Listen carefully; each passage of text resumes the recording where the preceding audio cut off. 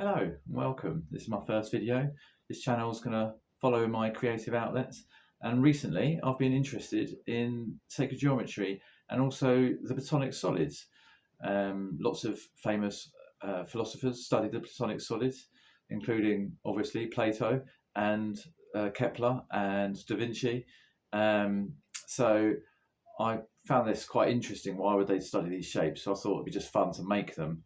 I wanted to make them out of wood I could get from the wood yard, so rather than having funny angles in the corners, I thought I'd use square wood and truncate all the shapes slightly. So if you want to know how to make a truncated icosahedron, dodecahedron, octahedron or a tetrahedron, then follow this channel.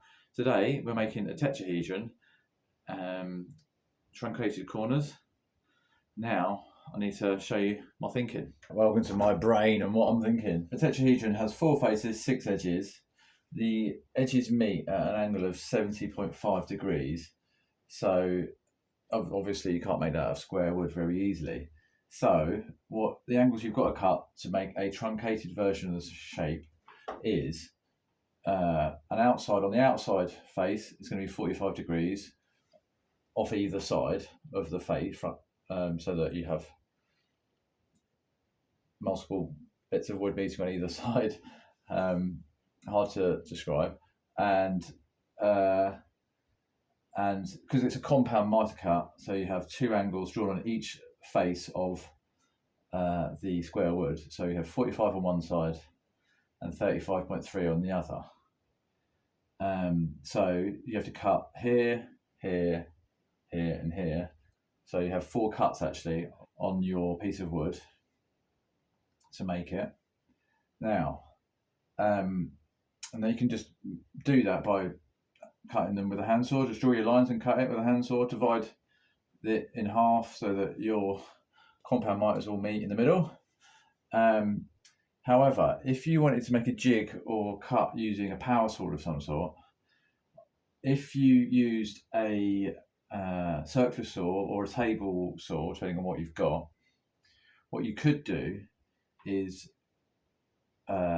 move the either have the circular saw at 45 degrees to your piece of wood and set it to 45 degrees, and you'll end up with an angle of 35.3. Or if you're using a table saw, you could use a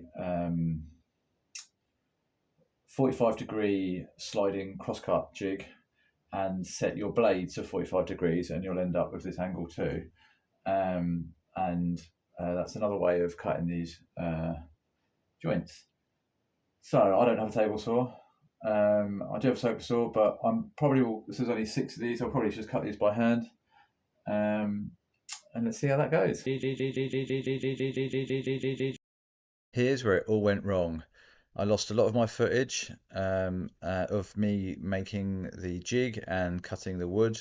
So now you're going to see sort of some extra footage I made in post of me trying to give you enough information from what I had already done. So the jig's been used, and I'm using just bits of wood as offcuts.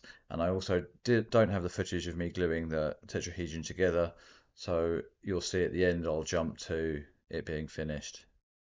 I'm sorry about this. It is my first video, but I have lost this footage for all of my Platonic solid creations, so you'll have this problem on all my next few videos. Right, here is an example piece of wood for making these truncated Platonic solids. So you can see, to make it you need 2 angles at either end, and you can see how they're compound angles. So I mark that angle and that angle, and you end up with a compound angle. And ideally you want this point to be directly in the middle. I think this one is slightly off center. This is why this is one of my test pieces. That one's slightly more centered. Right, here's a test piece I did. Joint wasn't perfect because that one there isn't central. So I learned from that I've got to spend more care in making sure my two compound joints meet in the middle. Okay, here's the jig for the tetrahedron. Give you a side view.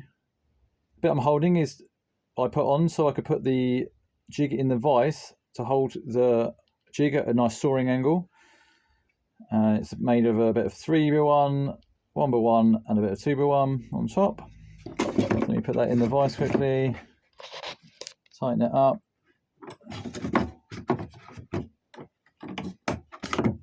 Oh, excuse me, there we are, right, better. Okay, in the vise. Now, so what you do is put your bit of wood in. There we go, right. So get your bit of wood in. And what I would do is put a spring clamp on it, like a giant clothes peg, just hold it in place. And then I can do my cut. There we go. And then I just move that round. It's quite a small jig. Do my other cut. And then you would have to, so that you'll only have 2 of your cuts on your piece then. And then take it out once you'd cut it. If I haven't this time. Oh dear, it's a bit stiff, excuse me. Take it out, then you rotate 180 degrees. Make sure it's central. How you do that is entirely up to you. And then cut, and you would end up with your piece for a tetrahedron.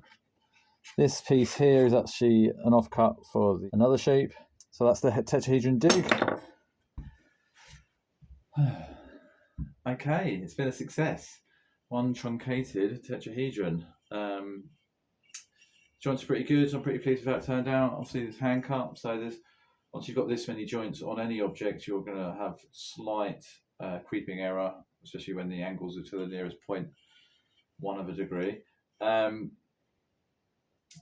I'm pretty pleased with how it turned out. There's a slight bit of gapping in one of my joints, as you can see just there. But other than that, it's pretty good. The cool thing about this shape is it actually will lead on to another shape called the Merkaba, which is 2 tetrahedron, one this way up, one the other way up, sort of embedded in each other, making like a star. And that's something I will make in a future video. So if you want to see a truncated Merkaba, that will happen in a future video. But now it's time for the next platonic solid, which is the octahedron. So please check out the next video.